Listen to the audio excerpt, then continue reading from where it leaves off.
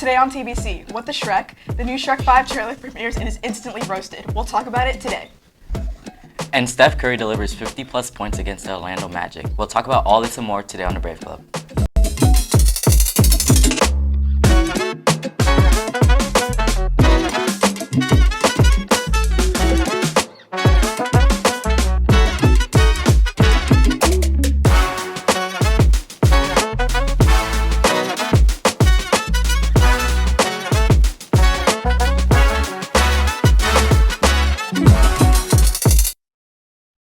Happy Friday, Warriors. Welcome to the Brave Club. I'm Karina. And I'm Matthew. We're from Max, Krisha, and Sahersh.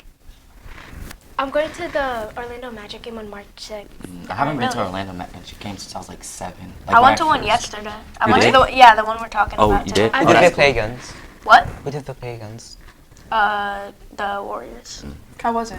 It was really fun. I got to go with my dad. It was fun to see Steph Curry play. Yeah, Nice. cool. Nice. As always, before we get to our top stories, let's take a look at the weather.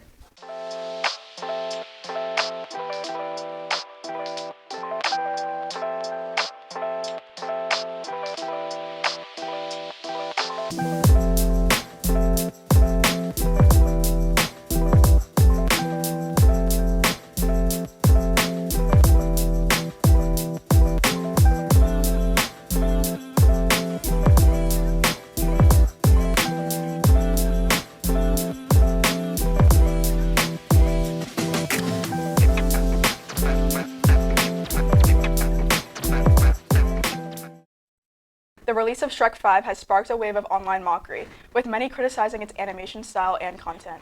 While Shrek is a beloved franchise, the backlash highlights the risk of relying on nostalgia. The film, set for a Christmas 2026 release, features returning stars like Mike Myers, Eddie Murphy, and Cameron Diaz, along with Zendaya as Shrek's daughter. Research shows nostalgia strengthens brand loyalty, making drastic changes feel like betrayals. Fans express disappointment through memes, turning frustration into humor. Whether Shrek 5 will succeed remains uncertain, but for now, the internet is having fun roasting it. I saw the trailer, and I thought it was AI at first. I thought it was no fake. way. That Like the trailer was TikTok so thing? weird. Yeah. There's no way they have that like reels inside of the trailer. Yeah. Keaton, put up the trailer on the screen. It looks so funny. I don't... Hopefully it gets... What is that picture?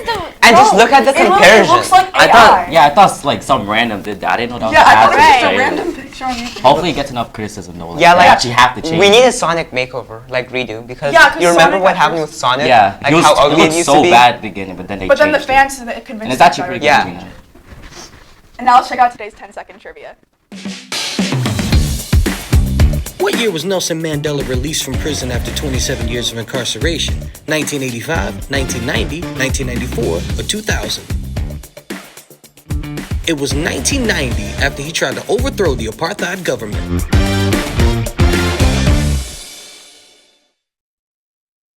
Nelson Mandela was a South African anti-apartheid revolutionary, political leader, and philanthropist. Mandela spent 27 years in prison for fighting against racial injustice in South Africa. Despite the hardships, he never gave up on his dream of freedom and equality. In 1994, he became South Africa's first black president, leading the country towards peace and unity after decades of apartheid. Mandela believed in forgiveness over revenge, inspiring the world with his resilience and kindness. Even after stepping down, he continued to fight for human rights. His legacy reminds us that one person's courage can change history. We learned about in ELA class about him. I Yeah. heard like the Mandela effect. And Yeah. Yeah, I'm People talking thought about he him was right now. dead. You said what? People thought he was dead, but he was actually alive. Yeah, we're talking about him in ELA right now. We just finished his story. It's called The Long Walk to Freedom. Yeah. It's pretty Yeah. good. We It only read was. like an excerpt of it, though, not the whole thing. Now over to Krisha of Local. The Royal Caribbean is launching its new cruise ship, the Star of the Seas. It is set to debut this August and will take guests on 7-day vacations from Port Canaveral with a whopping 20 decks, 2,805 staterooms, a capacity of 5,610 guests, and a weight of 248,663 GT. This cruise is the sequel to The Icon of the Seas and The Legend of the Seas. It is scheduled to sail in 2026. According to Royal Caribbean, the ship will have 6 water slides, 7 pools, a water park, and an adult-only infinity pool. The ship is said to offer a special restaurant, the Lincoln Park Supper Club, a 1930 Chicago-inspired spin on the Supper Club experience that pairs multiple courses with live entertainment.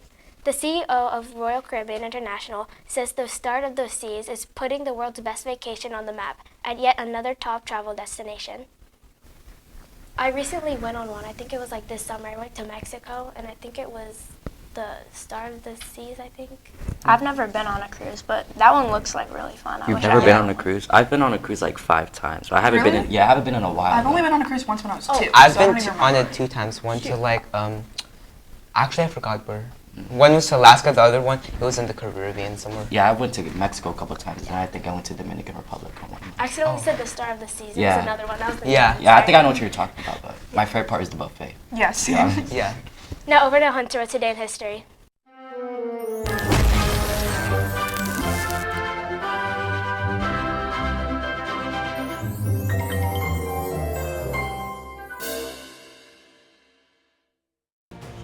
Hey Warriors, it's Hunter with Today in History. The first Gulf War ended on February 28, 1991, after a U.S.-led coalition launched Operation Desert Storm to liberate Kuwait from Iraqi occupation.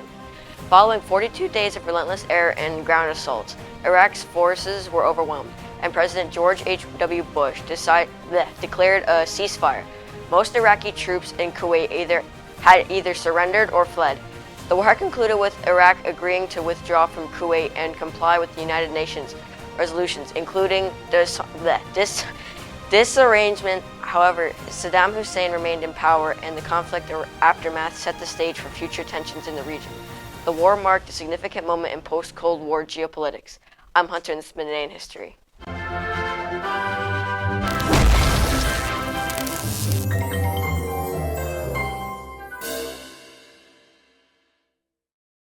Steph Curry delivered another stunning performance, scoring 56 points with 12 three-pointers in the Warriors' 121-115 win over the Orlando Magic.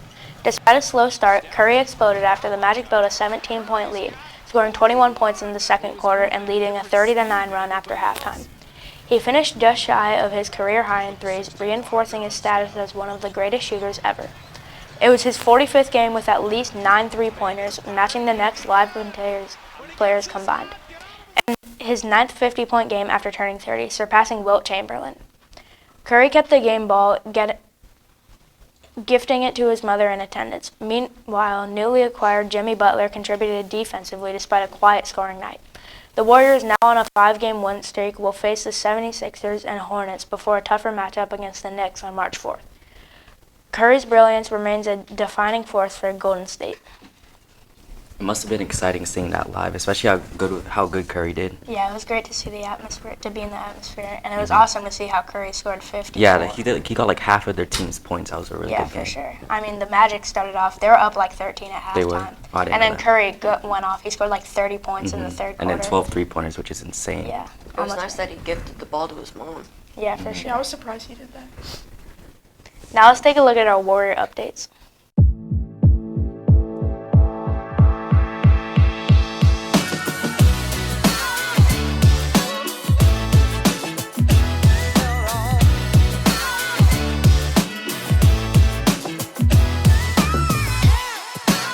What's up, Warriors? I'm Serge, and here are the Warrior updates. The Student Council is hosting the first annual talent show in SMS history. The show will now be hosted in the gym on April 4th instead of March 7th, and it's going to take place at 6 p.m. There's just a $2 entrance fee per head, but it will be waived for all performers. Fill out the entrance form if you're attending or if you're performing, and more information will be given out later regarding practice shows. Don't forget the end of year celebrations, 8th graders. Make sure you pay as soon as you can, and remember, no referrals or suspensions. Be on your best behavior as we finish the school year strong. Attentions all Warriors. Submissions are now open for the first ever Warrior Film Festival, and more details are coming, but the submission deadline is March 28th. Students may submit their original short film or documentary. If selected, you and your crew will be invited to our red carpet event on April 25th. For more information, please see Mr. Sutton in room 2127J. That's all for now. For more information on your Warrior updates, make sure to follow us on all social media.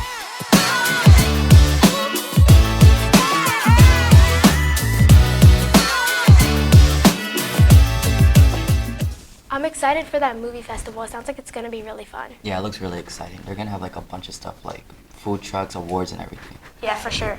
Karina, aren't you gonna interview some people? Yeah, I might interview people at the red carpet. You guys think you might actually like submit something for? I might. I don't know. I'm gonna try. It might be fun to do. Yeah, it have might free be time. fun. Yeah.